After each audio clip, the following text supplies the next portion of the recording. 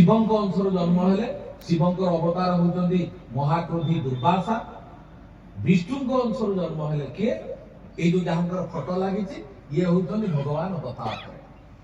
ତେଣୁ ଦତ୍ତାତ୍ରେୟ ନାଁରେ ଦତର ଅଛି, ତେଣୁ ଆମର ବ୍ରହ୍ମତାଳିରେ କଣ ହବ? ଦତର କହିପାରିବ। ରାମାୟଣ ପ୍ରଭୁ ରାମଚନ୍ଦ୍ର ଜନ୍ମ ହେଲା ପୂର୍ବରୁ ଏ ରାମାୟଣ ଲେଖା ସରିଥିଲା।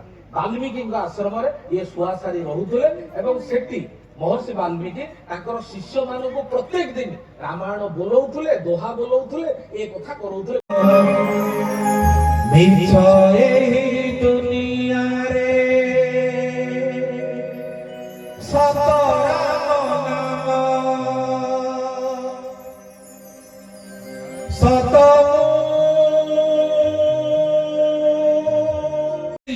ନିଜର ଘର ସଂସାର ପିଲାମାନଙ୍କ ପାଇଁ ଇଏ କଣ କଲେ? ସେଇଠୁ ଇଏ ସୀତା ପଚାରୁଛନ୍ତି, କହିଲେ ତିନି କଥା ହବ, ରାମ 3 ରୂପ ନେବେ, 3 ଅବସ୍ଥାରେ ରହିବେ। ଇଏ ସବୁ ଯେତେବେଳେ ଶୁଣିଛନ୍ତି ଆହୁରି ତାଙ୍କର ଆଗ୍ରହ ହେଇଛି, ଆଉ କଣ ଶୁଣିଛ? ସୀତା ତାଙ୍କର ନା ଶୁଆ ସାରି କଣ କହୁଛି ନା ଖାଲି ଗପି ଚାଲିଛି, କହି ଚାଲିଛି, ଯାହା ଯାହା ଶୁଣିଥିଲା ଗପି ଛାଣିଛି। ହେଲା ପରେ ଲଗାଉ ମାୟା ରାତି ପାହିଲେ ସୁଧେ ଖାଲି ମା ମା ମା ମା ମା। ଏଇଠି ସାରି ମନକୁ ଛୁଇଁଲା, କହିଲା ଇଏ ମୋ ସ୍ୱାମୀ ତ, ଆରେ ମୁଁ ଗର୍ଭବତୀ, ୟାର ସନ୍ତାନକୁ ମୁଁ ଗର୍ଭରେ ଧରିକି ବୁଲୁଛି। ଇଏ କହିବା କଥା ଯେ ନା ମା ମୋ ସ୍ତ୍ରୀଟା ଗର୍ଭବତୀ, ମା ତୁ ତାକୁ ଛାଡିଦେ, ମା ଆମକୁ ଛାଡିଦେ, ଆମେ ପଳେଇ ଆସିବୁ। ଏକଥା ନ କହି କଣ କହୁଛି? ଏ ସ୍ୱାମୀଟା କହୁଛି ମାଲୋ ସିଏ ଯାହା କହିଲା ସତ କହିଲା, କିନ୍ତୁ ବିଚାର ତୁ କରିବୁ।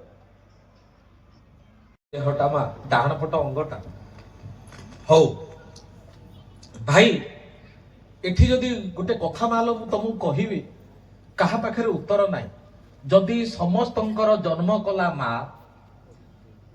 ପିଲା ଛୋଟ ହେଇଥିଲା ବେଳେ ଯଦି ମରି ଯାଉଥାନ୍ତେ, ତାଙ୍କର ମଲେ ଆମର ଦୁଃଖ କରିବାର ନାହିଁ। ଆମେ ଜାଣିଲେ ଏଟା ସଂସାରର ନିୟମ, କିନ୍ତୁ ଏଟା ସଂସାରର ନିୟମ ନୁହଁ। ସମସ୍ତଙ୍କର ମା ମାନେ ପିଲା ଜନ୍ମ କରି ମରନ୍ତିନି। ଆଜି ଯଦି ବୁଢା ପୁଅକୁ ଯଦି ପଚାରିବି, ତମେ କୁନି ଛୁଆଟେ ହେଇଥିଲ, ତମ ମା ଟା କାହିଁକି ଅକାଳରେ ମରିଗଲା, ତାର ଉତ୍ତର ଏଙ୍କ ପାଖରେ ନାହିଁ। ଖାଲି ସେତିକି ନୁହଁ, ଏ ବଂଶରେ ଏଇ ଯୋଉ ଲୋକ, ଏକ ଘର କୋଉଠି ମୁଁ ଜାଣି, ଜାତିର ଏକ ଜାତି ମାନେ ମନେକର କୁଆ, ଶୁଆସାରି, କୋଇଲି, କଜଳପାତି, ମାନେ ଏଇ ଟାଇପ। ସେ କହୁଛି ଏକା ଜାତିର ପକ୍ଷୀ ଯଦି ଏକା ସାଙ୍ଗରେ ଗୋଟିଏ ସମୟରେ